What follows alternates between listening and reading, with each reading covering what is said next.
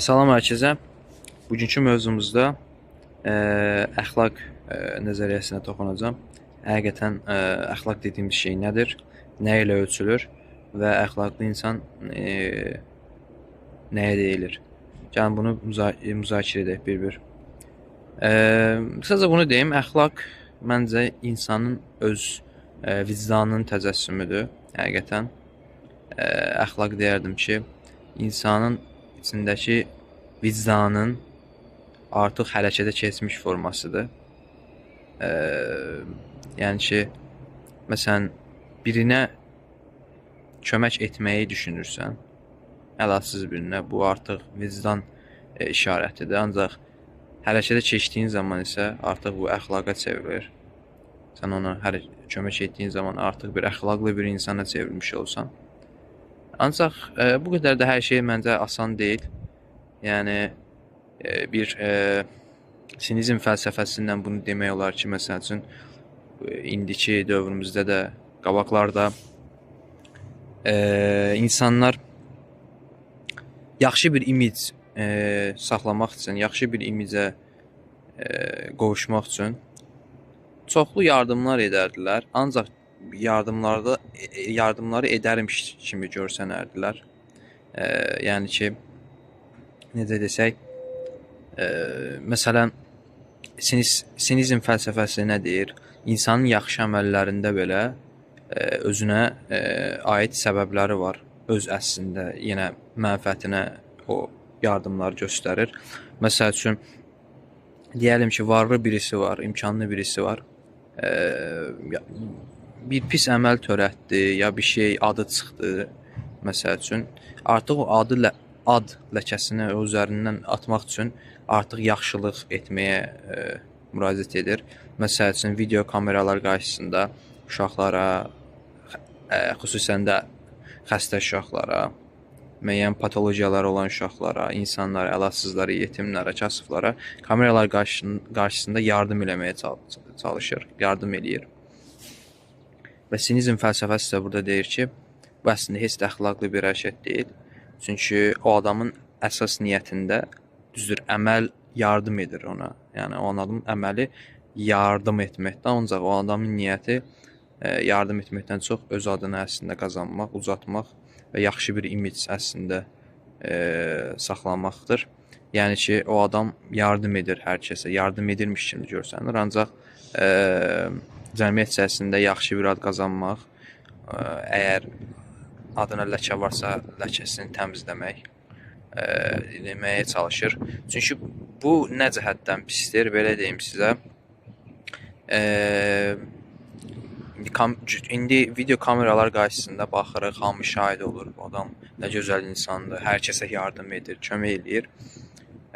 Ancaq, məsəl üçün, sabahsı bir günü kameralar olmayan yerdə, insanların gözü baxmadığı yerdə başqa birisinə zülm eləsə, həmin o, məsəl üçün, yardım eləmiş kəs ki var, məsələn, video kameralar qarşısında o kəsə yardım etmişdi. O kəs də özünü biraz çox sevincək hala düşmüşdü ki, bu nə gözəl insandır, nə yaxşı insandır, xeyirxah insandır. Ancaq sabah üçün kameralar baxmadığı bir yerdə o yardım etdiyi şəxsə zülm eləsə, əzab versə və o adam bundan şikayətçi olsa, hər yerə bağır-bağır artıq danışmağa başlasa ki, əslində bu adamın niyyəti bu deyilmiş, yaxşı insan deyilmiş, baxın mənə zülm elədi. Əslində cəmiyyət o məzlumu əslində o zərər çəkəni linçləməyə çalışacaqdır ki, bəs videoda baxdıq, gördük ki, sənə kömək eləmişdi o. Niyə indi naşükür edirsən, nankörlük edirsən, ona şər qarayaxma çalışırsan, hə? Ona görə də sinizm fəlsəfəsində də əsl əxlaq niyyətdə əslində bəllidir və o niyyətdən də gələn əməllə əslində aşkar olur. Yəni ki, hər insan yaxşılıq edir, ancaq o yaxşılığı nə hansı niyyətdən edir? Sırf öz imici üçünmü, statusu üçünmü, özü mənfəəti üçünmü? Yəni bunlar əxlaqlı bir hərəkət deyil sinizm fəlsəfəsinə görə. Əslində belə düşünsəz yaxşı deyil. Nə cəhətdən? Yəni ki, e, yaxşılıq təmənnasız olar deyirlər, ancaq məncə bu qeyri-mümkün bir şeydir bu. Çünki müəyyən bir nöqtədə hamımız bir təmanna umuruq yaxşılığımızın əvəzində. Yəni mən belə çox istisna hələ bəlkə eşitməmişəm ki, insan var, yaxşılıqlar edir, ancaq onu heç kəsə söyləmir. Onu heç kəsə nümayiş etdirmir. Sadəcə heç kimin gözü görmədiyi yerdə bu yaxşılıqları edir və o insanlar da ona tərifləyəcəyi heç bir yerdə heç bir şey demirlər. Belə bir şey də var, məsəl üçün kameralar görmədiyi yerdə, heç kimin olmadığı yerdə birinə yardım edirsən, daha sonra o biri sənin haqqında təriflər deyirlər. Sən özünü gözə nümayiş etdirməsən də o insanlar əslində səni nümayiş etdirirlər bir növ təşəkkür olaraq. Ancaq düşünün ki, o insanlar etməyəcəklər bunu. Hətta onlar bir daha görməyəcəksiniz. Bu səfər yenə heç kim bilməsə belə yaxşılıq etməyə davam edərsinizmi? Əsas sual budur. Əgər deyirsinizsə etməyə davam edərəm, o zaman əslində bu da biraz əxlaqlı davranışdır əslində. Çünki əxlaq anlayışı həqiqətən çox belə subyektiv bir əslində anlayışdır. Necə, yəni belə bir şey var ki, siz yenə əslində özünüzə niyyətlə o yaxşılığı etmiş ola bilərsiniz. Niyə? Çünki öz vicdanınızı rahatlaşdırmaq üçün, öz vicdanınızın sizi danlamaması üçün edə bilərsiniz. Bu nə deməkdir? Məsəl üçün, deyəlim ki, siz yolda keçdiyiniz zaman bir həqiqətən əlacsız, ehtiyacı olan bir yaşlı bir ağsaqqal sizlə həm yolu keçirdi və o zaman sizə əl açdı, həqiqətən siz baxdınız, sizdən imdad umdu, həqiqətən sizdən mədət umur, kömək istəyir, sizdə yardım istəyir, amma siz məsəl üçün onun vəziyyətinə baxırsınız, hal-hazırdakı vəziyyətinə. Əgər həqiqətən yardıma ehtiyacı varsa edirsiniz. Ancaq məsələn etməmək kimi biraz daha da lüksünüz yoxdur. Əgər həqiqətən empatik birisisinizsə, altruizmə biraz yaxın birisisinizsə, həqiqətən başqalarını hiss edən birisinizsə, biraz etməmə seçiminiz yoxdur. Çünki bizdən elə bir şeydir ki, əgər siz yardım etməsəz o yaşlıya, evə getdiyiniz zaman bu zaman sizi əslində danlamağa başlayacaq. Qamçısını sizin üzərinizə vurmağa başlayacaq. Çünki indi siz öz-özünüzdə fikirləşə bilərsiniz ki, məsələn, belələr çox eləyir əslində, insanları aldadırlar, demagogdular onlar, duyğuları istismar edirlər. Əslində onlar heç də əlacsız, köməyə möhtac insanlar deyirlər, sadəcə insanların duyğularından istifadə edirlər. Bunu da deyə bilərsiniz, ancaq orada artıq vicdan da öz sözünü sizə deməyə başlayacaq ki, bəlkə həqiqətən sənin düşündüyün kimi hər şey deyil. Bəlkə heç də sənin düşündüyün kimi deyil, yəni ki, bəlkə həqiqətən onun ehtiyacı var idi. İndi həqiqətən ehtiyacı var idi və sən onu əgər o köməyi vermiş olsaydın, onun gününü gün etmiş olardın, ona səadət vermiş olardın və sən də çox şey itirməyəcəkdin. Yəni sən necə bilə bilərsən ki, onun köməyə həqiqətən ehtiyacı yox idi. O anda insan öz vicdanınla üzləşməmək üçün, vicdanının qamçı səsini eşitməmək üçün insan yardım edir və o yaşlıya əslində siz əl uzadarsınız. Ancaq burada da sinizlər sinizm fəlsəfəsində burada da əslində vurğulanır ki, siz həqiqətən o yaşlıya məhz ona kömək eləmək üçünmü kömək elədiniz? Yoxsa öz vicdanınızın sizinlə üzləşməməsi üçün bu kömək elədiniz. Həqiqətən, əgər siz öz vicdanınız üçün elədinizsə, o zaman düzdür, əməl kömək etdi ona. Ancaq niyyət əslində o qoca, yaşlı qoca deyildi. Niyyəti siz idiniz və bu da yenə əxlaqlı hərəkət sayılmır tam da olaraq. Ancaq əməldə ona yardım etmiş olursunuz. Pisliyini istəmərsiniz, amma ancaq niyyətdə siz yenə özünüz üçün edirsiniz. Əslində bütün hərəkətlərimiz, bütün addımlarımız ilkin sürətdə özümüz üçün olur, həqiqətən. Yəni, biri ilə dostluq quran zaman, biri ilə yoldaşlıq etdiyimiz zaman, birinə ilk addım attığımız zaman, birini arzuladığımız zaman, tələb etdiyimiz zaman o insanı niyə edirik? Çünki öz istəklərimizə, öz arzularımıza o cavab verə bilir o insan. Nə qədər yüksək dərəcədə cavab verirsə, o insandan o qədər asılı oluruq, o insanı o qədər tələb edirik. Yəni ki, bir yardımı belə etdiyimiz zaman hər kəs ilkin sürətdə hər şeyi özü üçün edir. Yardım belə olsa, öz vicdanını rahatlaşdırmaq üçün. Dediyim kimi, məncə əxlaq insanın vicdanının təcəssümüdür. Vicdan düşünür, qərar verir.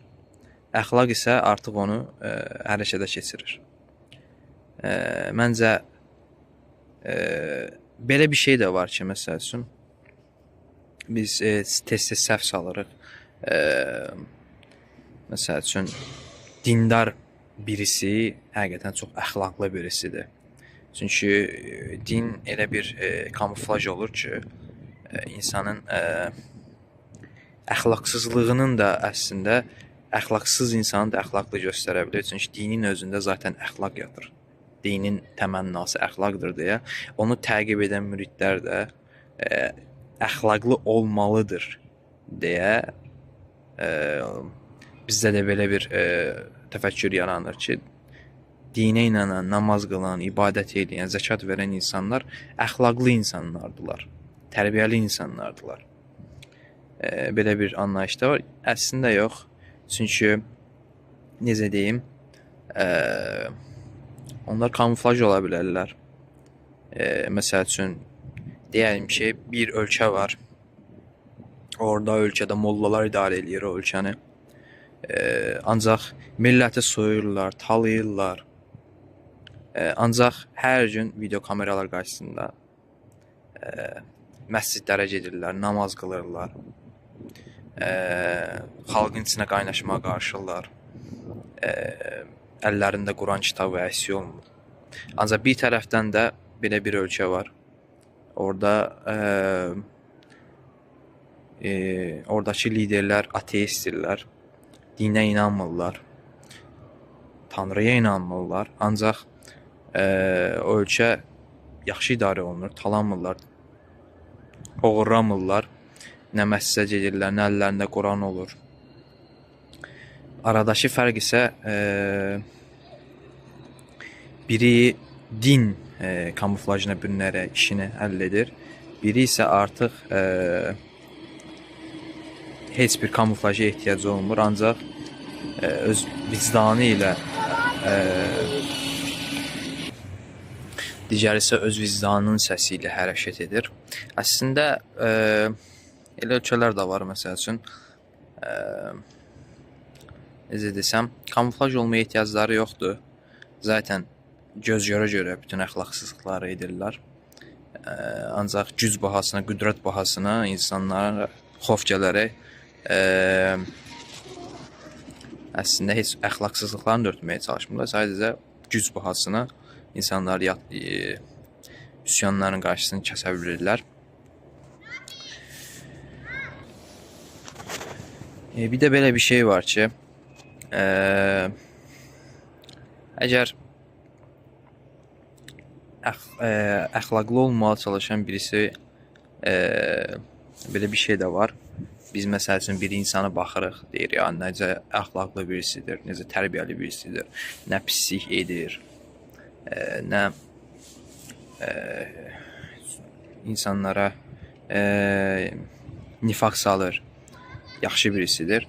Ancaq burada da bir şey var ki, Əxlaq həqiqətən insanın bir şeyi, pis bir şey etməməsidir görəsən. Çünki biz insanların içində məsəl üçün bir baxırıq ki, kasıb birisidir. Müəyyən öz içində çox insana xətəri törəməyib. İnsanlar onu yaxşı yadda saxlayırlar. Ancaq günün bir günü o insan güc əldə edir, pul əldə edir və artıq nifaq salmağa başlayır. Bu zaman isə deyirlər ki, o insan pula bax, pul qudurtdu insanı. Pulu insanı yoldan çıxarır. O güc zəhərlənməsi, güc sərxoşluğu yaşadı və artıq pis bir insana çevrildi. Canım bunu həqiqətən dəyərləndirək. Həqiqətən güc insanı bu qədər zəhərləyib insanı pis bir nöqtəyə gətirirmi? Yoxsa zaten o insanın içindəki o arzularını, o bastırdığı pislikləri üzəmi çıxarır görəsən. Çünki belə bir şey var ki, pislik törətməyən insan, qorxusundan pislik törətməyən insan əxlaqlı bir insan deyil. Məsəl üçün, deyək bir dindar var, Allahdan qorxduğu üçün pislik törətmir, cəhənnəmdən qorxduğu üçün pislik törətmir. Bu zaman o insana əxlaqlı, tərbiyəli insan demək olarmı? Çünki o bir bazarlıq, bir alver içində, ticarət içindədir. Yəni o tanrısına, Tanrı, mən pislik törətməyəcəm, sənin qayda qanunlarına əməl edəcəm, dediklərinə əməl edəcəm, buyruqlarına. Sən də mənə söz verdiyin cənnətini bəxş elə. Mən söz verirəm, pislik eləməyəcəm. Bu isə bir ticarətdir. Siz həqiqətən bu əxlaqlı bir hərəkətdir. Yəni bir insanı qorxu savabına pislik törətməməsi, cəhənnəm xofu, Allah xofu, həbsxana xofu,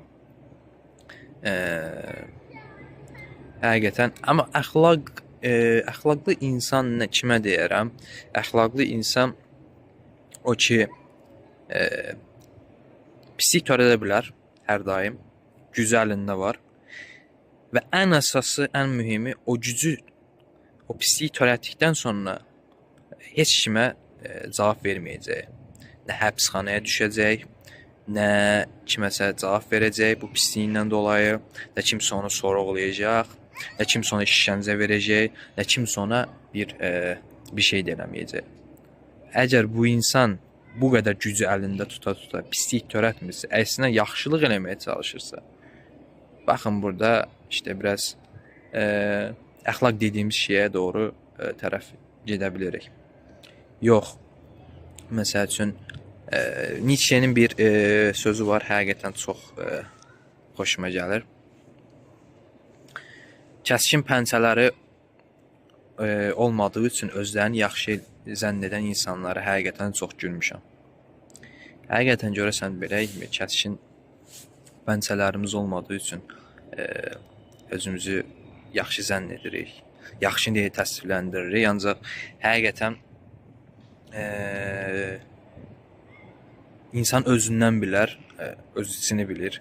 Həqiqətən sizin də, yaxud mənim də içinizdə heç bastırmadığınız, heç arzulamadığınız, ağlınızın kənarından keçirmədiyiniz arzularınız, qaranlıq arzularınız yoxdurmu?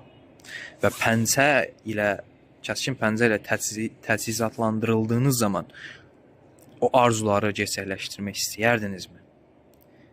Və deyəlim, pəncələrlə təchizatlandırıldınız. Daha sonra isə o qaranlıq arzuları gerçəkləşdirəndən sonra heç nə olmayacağı təqdirdə sizə yenə də gerçəkləşdirmək istəməyəcək miydiniz?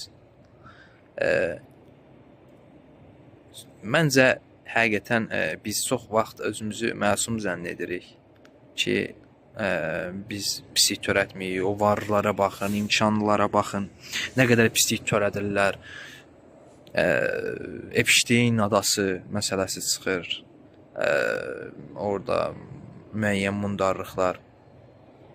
Ancaq bunu kəskin pəncəsi olmayan birisi bunları məsəl üçün söyləyir. Heç bir gücü yoxdur, heç bir pulu yoxdur o nifaq salmağa, o əməli törətməyə.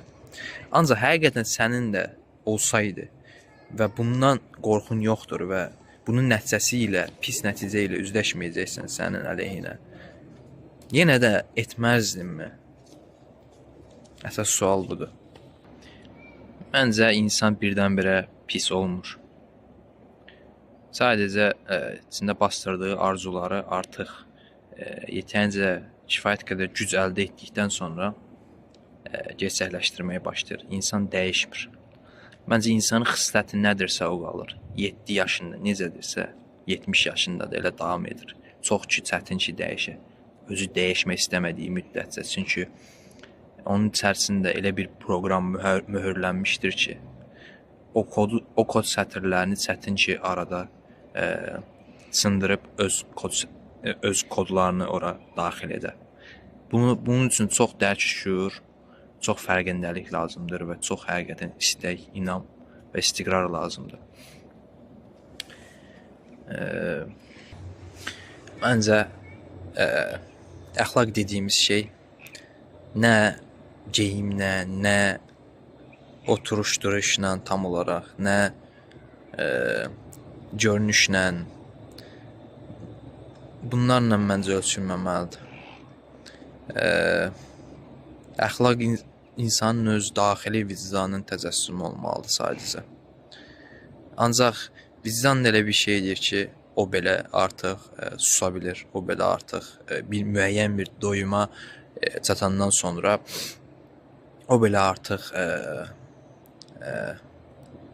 artıq heç nə istəmir. Çünki gün boyu məsələn müəyyən kömək edirsiniz insanlara, vicdanınızı tatmin etmək üçün. Ancaq vicdan belə tatmin olduqdan sonra o belə artıq yardım etmək istəmir heç kəsə, kömək eləmək istəmir. Məsəl üçün 5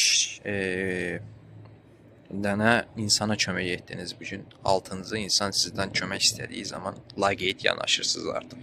Çünki artıq vicdan belə tatmin olmuşdur. Məncə video bu qədər olsun. Gələcək mövzularda görüşənəcəyik. Sağ olun, salamat qalın.